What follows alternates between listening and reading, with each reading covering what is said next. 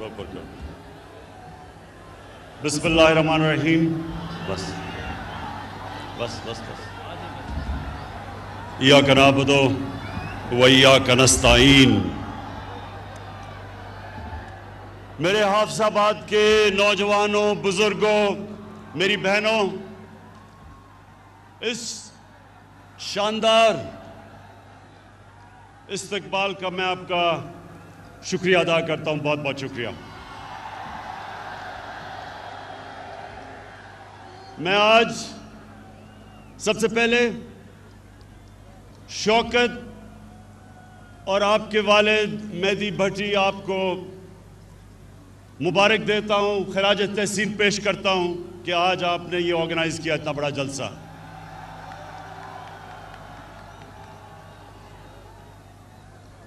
आज हमने हाफिजाबाद यूनिवर्सिटी और 400 बेड का डिस्ट्रिक्ट हॉस्पिटल बनाने का फैसला किया।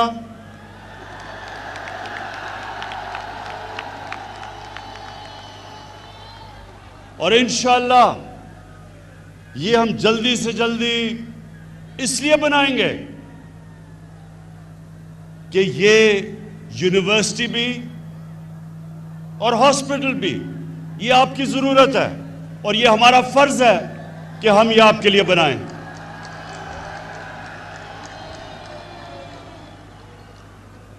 उससे ज्यादा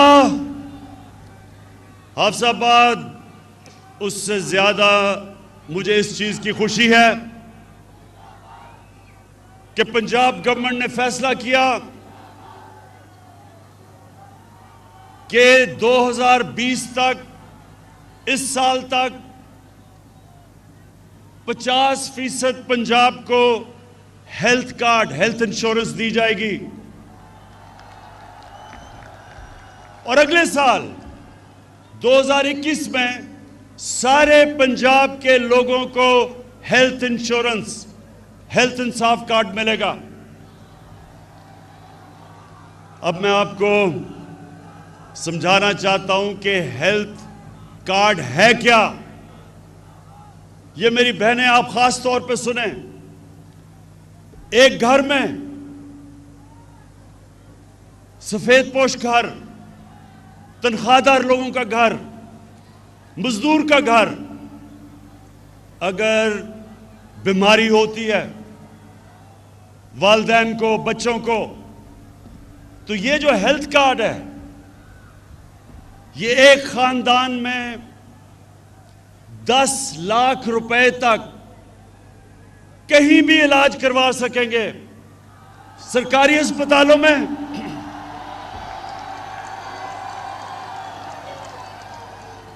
या किसी भी प्राइवेट हॉस्पिटल में। ये पहली दफा पाकिस्तान की 73 साला तारीख में एक आम आदमी को एतमाद होगा कि अगर घर में बीमारी होती और पैसे नहीं, हमारे पास हेल्थ इंश्योरेंस होगी।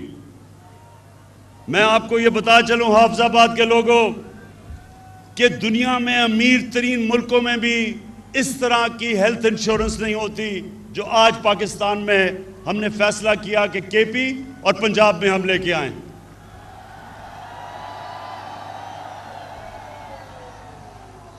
इससे क्या होगा? इससे होगा क्या?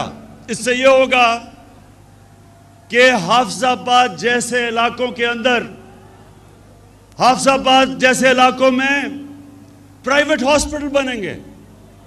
और प्राइवेट हॉस्पिटल इसलिए बनेंगे कि हेल्थ कार्ड की वजह से हर कोई इलाज करवा सकेगा। अभी सिर्फ देहातों में सिर्फ सरकारी अस्पताल हैं क्योंकि लोगों के पास पैसा नहीं। बड़े शहरों में प्राइवेट हॉस्पिटल है। इंशाअल्लाह अस्पतालों का सारे पाकिस्तान में, अभी तो खैर पंजाब में और पख्तूनख्वा में एक अस्पतालों का जाल पिच जाएगा ये हेल्थ कार्ड की वजह से। दूसरी चीज जो चीफ मिनिस्टर पंजाब ने बात की, जो उस्मान बुज़दार ने बात की कि पनाहगाह हमने पाकिस्तान में पहली दफा शहरों के अंदर पनाहगाह बनाई।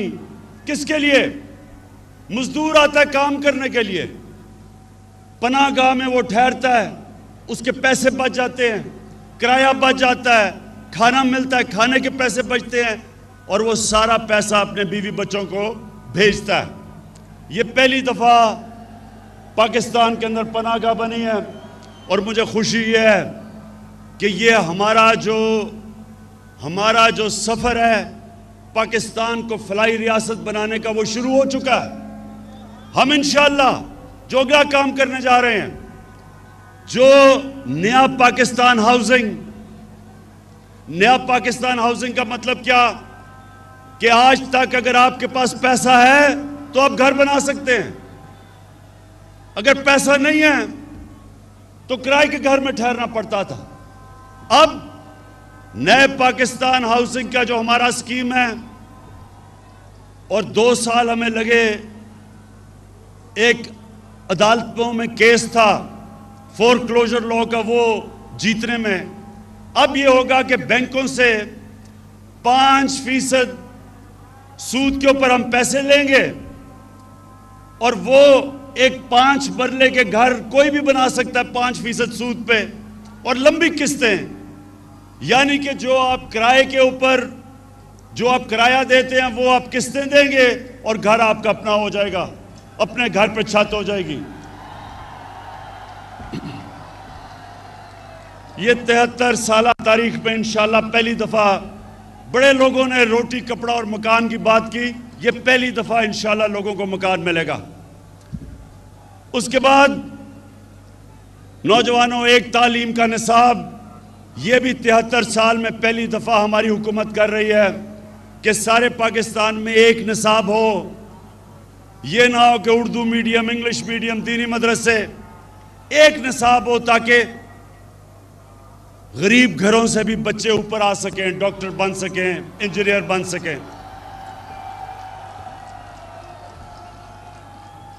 जब 2013 में तहरीक इंसाफ की हुकूमत आई पख्तूनख्वा में, तो 3 साल तक हम सुनते रहे कि जी किधर है नया पख्तूनख्वा। 3 साल हमें सुनना पड़ा कि किधर है नया पख्तूनख्वा। जब इलेक्शन हुआ, और पख्तूनख्वा की एक तारीख है कि वो एक जमात को दूसरी दफा बारी नहीं देते, लेकिन तहरीक इंसाफ जब इलेक्शन हुआ तो पहले से ज्यादा वोट मिली, 2/3 अक्सरियत मिली पख्तूनख्वा में 2018 में। क्यों मिली? इसलिए कि हमारे दौर में गुर्बत पख्तूनख्वा में 27% से गिर के 18% पे आ गई। 9% गुर्बत कम हुई उस सूबे में जिधर वॉर ऑन टेरर, वो जंग की वजह से तबाही थी। वो सूबा जिधर सरमायाकार बिजनेसमैन छोड़ छोड़ के इस्लामाबाद आ रहे थे, जिधर पैसे वाले लोग सूबे से बाहर जा रहे थे, फैक्ट्रियां बंद हो रही थी, उस सूबे में 9% गुर्बत कम हुई, 27% से 18% पे। इसलिए लोगों ने वोट दी। और इंशाअल्लाह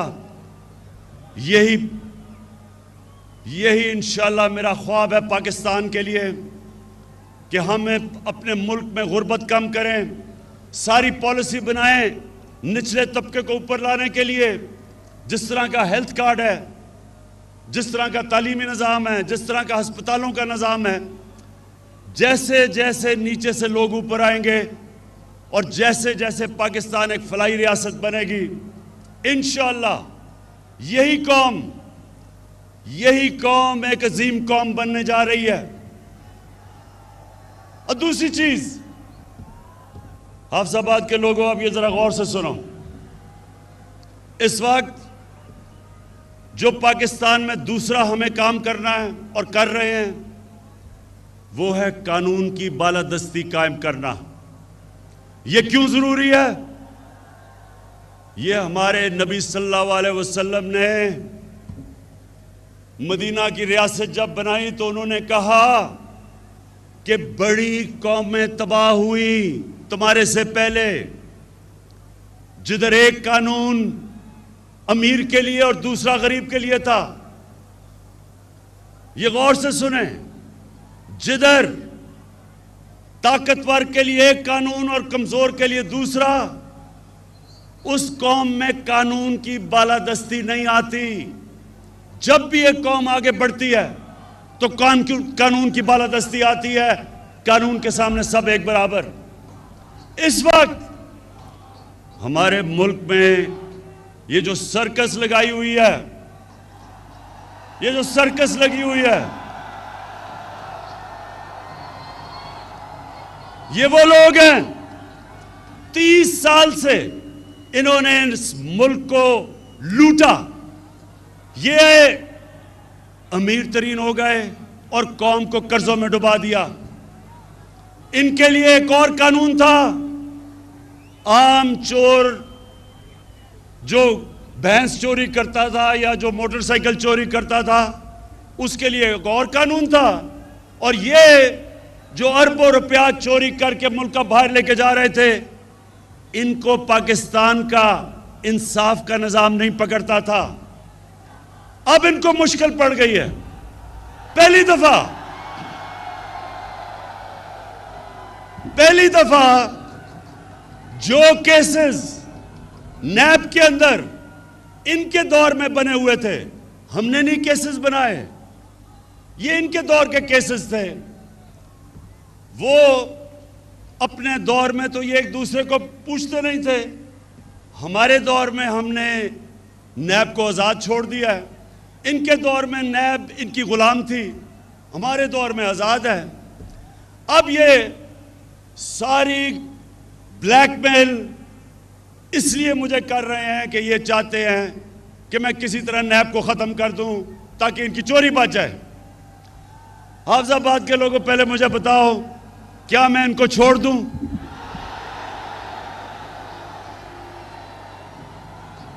कहीं आपको इनके ऊपर तरस तो नहीं आ रहा? वो जब नवाज शरीफ की शक्ल आपने देखी कि जी बीमार हो गया, वो पता नहीं जिंदा भी रहेगा या नहीं। बड़े लोगों ने मुझे कहा, इमरान खान ये तुम क्या कर रहे हो, बेचारा मर ही ना जाए, पता नहीं जहाज पे भी चढ़ेगा या नहीं। हमारी कैबिनेट में भी एक दो ख्वातीन, उनके भी आंखों में आंसू आ गए इसकी शक्ल देख के। जैसे ही लंदन गया, लंदन की ऐसी हवा लगी कि सारी बीमारियां खत्म हो गई। तो ये जो सब इकट्ठे हैं, मैं इन सारों को आज पैगाम देना चाहता हूं कि देखें, आज तक आपका उन लोगों से मुकाबला था, या वो उनको अपनी कुर्सी की ख्वाहिश थी, या वो आप ही की तरह करप्ट थे। आज आप सबका मुकाबला इमरान खान से है। एक वो इंसान जिसको अल्लाह ने मुकाबला करना सिखाया है। मैं आज आप सबको कह रहा हूं कि आप जो मर्जी कर लें, जितने मर्जी जलसे करने हैं कर लो, लेकिन जब तक आप इस मुल्क का लूटा हुआ पैसा वापस नहीं करेंगे, आपको नहीं छोड़ूंगा।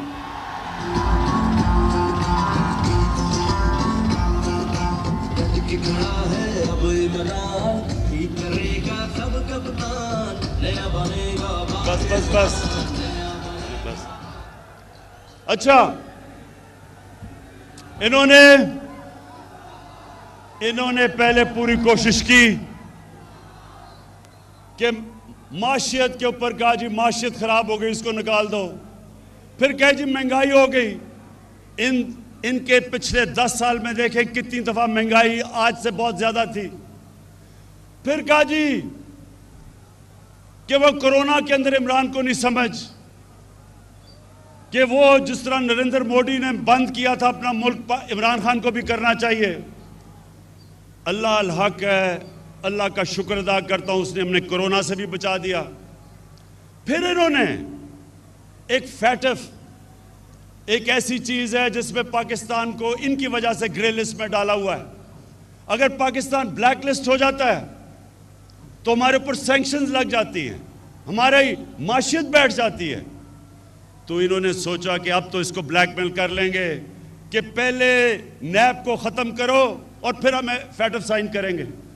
इन्होंने मुझे नैब में 38 शिक्के हैं नैब की, उसमें से कहा 34 शिक्कों को इस तरह कर दो कि नैब ही ख़त्म हो जाए ताकि इनकी चोरी बच जाए। जब मैं नहीं माना तो इन्होंने क्या किया कि इन्होंने अदलियों पे भी हमला किया। 3 चीफ जस्टिस बैठे हुए थे जिनके खिलाफ इन्होंने बातें शुरू कर दी कि जी नवाज शरीफ ने कहा फैसला ही गलत था। 3 चीफ जस्टिस थे, अदलियों का भी अटैक किया और फिर पाकिस्तान के आर्मी चीफ और ISI चीफ को अटैक किया। आर्मी चीफ और ISI चीफ को अटैक करने का मतलब फौज को अटैक करना। यहां मेहदी भट्टी बैठे हैं, इनका बेटा बलूचिस्तान में शहीद हुआ। इस तरह के कितने हमारे फौजी शहीद हुए हैं हमें हमारी हिफाजत करते हुए। लेकिन वो आदमी बाहर लंदन में बैठ के यहां हमारी फौज के खिलाफ साजिश कैसे कि जब अब कहते हैं कि मैं आर्मी का चीफ और जो ISI का चीफ है उसको फौज बदल दे, तो क्या फौज कोई एक जमहूरी इदारा है? क्या उन्होंने नो कॉन्फिडेंस मोशन पास करना है? वो ये कह रहा है कि फौज के अंदर बगावत की जाए, वो ये कह रहा है कि फौज कू करे, यानी कि हमारी फौज तबाह हो। अपनी चोरी बचाने के लिए नवाज शरीफ तुम इधर तक पहुंच गए हो कि हिंदुस्तान की जुबान बोल रहे हो अपनी फौज के खिलाफ। इससे मेरा अज़म और मजबूत है कि तुम्हारी तरह के लोग, तुम्हारी तरह के मीर जाफर, मीर सादिक और मीर रियाज सादिक, इनको इंशाअल्लाह जब तक हम इनको कानून के नीचे नहीं लेके आएंगे और इनका पैसा नहीं निकालेंगे, इंशाअल्लाह मैं इनको नहीं छोड़ूंगा।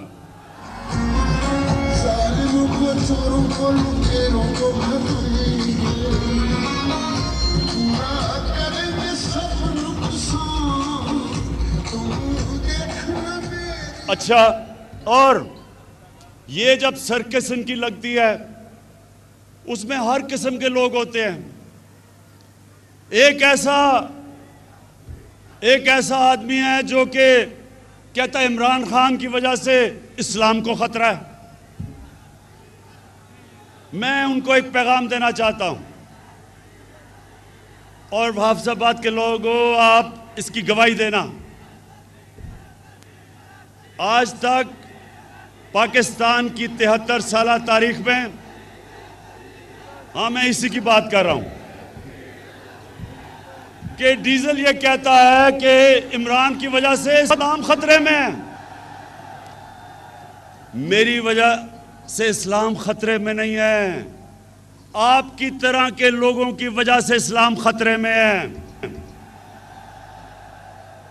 मैं आज चैलेंज करता हूं, पाकिस्तान की 73 साल तारीख में किसने आज तक अपने नबी सल्लल्लाहु अलैहि वसल्लम का, उनका जो मौक़िफ़, उनके लिए कौन इस तरह इंटरनेशनल स्टेज पे खड़ा हुआ है मेरे अलावा? चैलेंज करता हूं आपको।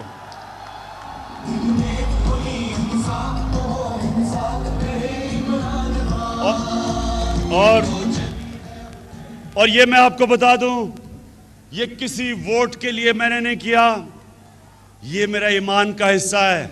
हमारे नबी सल्लल्लाहु अलैहि वसल्लम हमारे दिलों में बसते हैं। आखिर में ये सारे जो सर्कस लगाई हुई है, ये कहते हैं कि इलेक्शन में धांधली हुई। ये सारे कहते हैं कि इलेक्शन में धांधली हुई।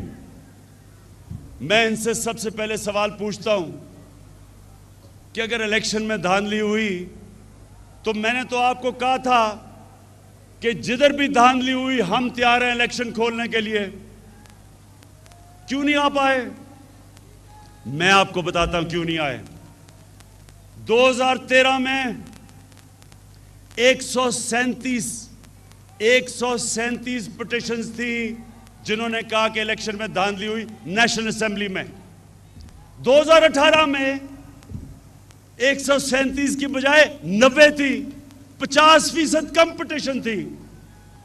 और नून लीग की सिर्फ 11 पिटीशंस थी पंजाब के अंदर और तहरीक इंसाफ की 14 थी। तो सवाल ये मैं पूछता हूं कि अगर धांधली हुई थी तो किधर हैं आपकी पिटीशंस? क्यों नहीं आपने कहा कि धांधली हुई? इलेक्शन कमिश्नर आपका, केयर टेकर आपकी, आपने सिलेक्ट किया था केयर टेकर इलेक्शन कमीशन, तो धांधली किसने की फिर? और जब मैंने आपको कहा था हम खोलने के लिए तैयार हैं, क्यों नहीं खोला? नौजवानों, एक मेरी बात सुन लें। जब मैं क्रिकेट खेलता था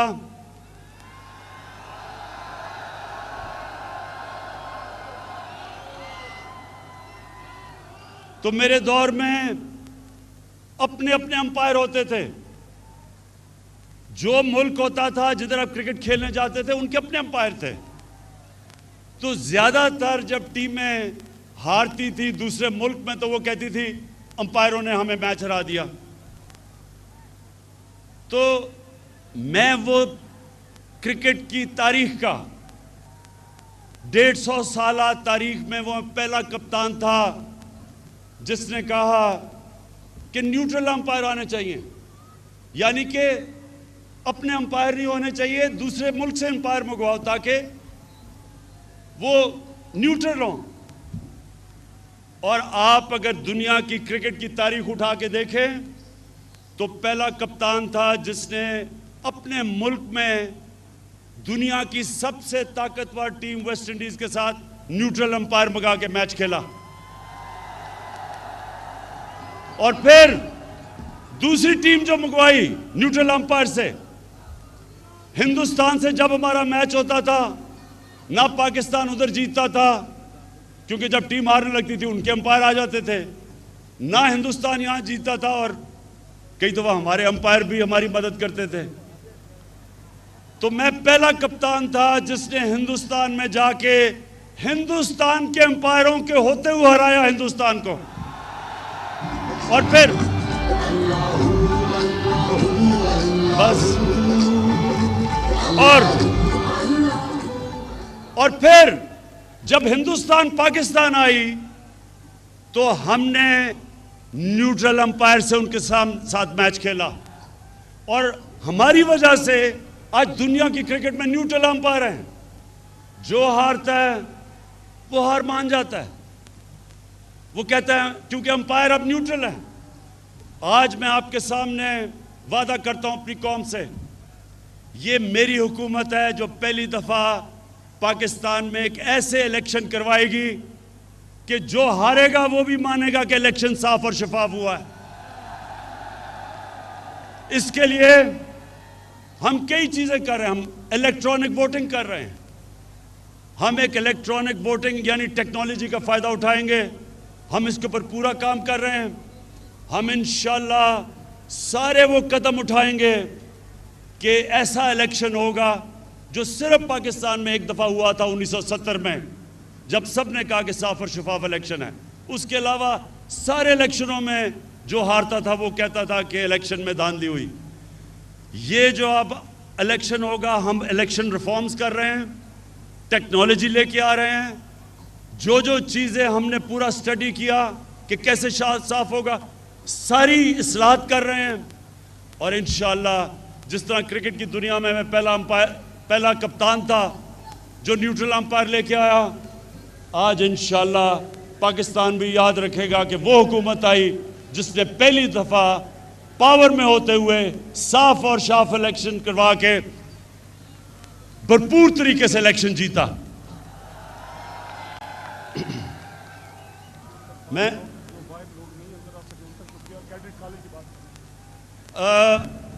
शौकत ने मुझे कहा है कि अभी लोग बहुत बाहर खड़े हैं जो अंदर नहीं आ सके, उनको भी मैं उनका शुक्रिया अदा करता हूँ, खुशामदीद कहता हूँ उनको। और मैं आखिर में ये फिर कहता हूँ कि हमने सारे जो इलाके हमारे पीछे रह गए थे और हाफिजाबाद भी पीछे रह गया था, हम आपके लिए पूरा काम करेंगे। आपके लिए यूनिवर्सिटी, आपके लिए DHQ बड़ा 400 बेड का हॉस्पिटल, और इंशाल्लाह ये जो कैडेट कॉलेज चाह रहे हैं, इंशाल्लाह एक कैडेट कॉलेज के ऊपर भी हम काम शुरू करेंगे। बहुत बहुत शुक्रिया। वज़ीर आज़म इमरान खान हाफिजाबाद में जलसे से खिताब कर रहे थे और वज़ीर आज़म इमरान खान ने यहाँ पर बताया कि वो क्या चाहते हैं। साथ ही उन्होंने कहा कि पहली बार उनके दौर में बने नैब केसेस जो हैं उनको आज़ाद छोड़ दिया। नैब के दौर में इनके दौर में आज़ाद नहीं थी। नवाज़ शरीफ की शक्ल सब ने देखी तो उन्हें लगा कि पता नहीं ज़िंदा बचेगा भी कि नहीं, लेकिन नवाज़ शरीफ जब लंदन गया तो सब ने देखा कि वो ठीक है। नवाज़ शरीफ ने फ़ौज के ख़िलाफ़ भारत की ज़बान बोली। उन्होंने कहा कि तुम्हारी तरह मीर सादिक और मीर जाफ़र को कानून के कटहरे में लाने तक पीछा नहीं छोड़ेंगे। वज़ीर आज़म ने जलसे से खिताब में कहा कि अपोजिशन की सर्कस में हर तरह के लोग होते हैं, इनका सर्कस लगता है तो इसमें हर तरह के लोग होते हैं। एक शख्स इनमें से कहता है कि इमरान खान की वजह से इस्लाम को ख़तरा है, इन लोगों की वजह से पाकिस्तान को ख़तरा है।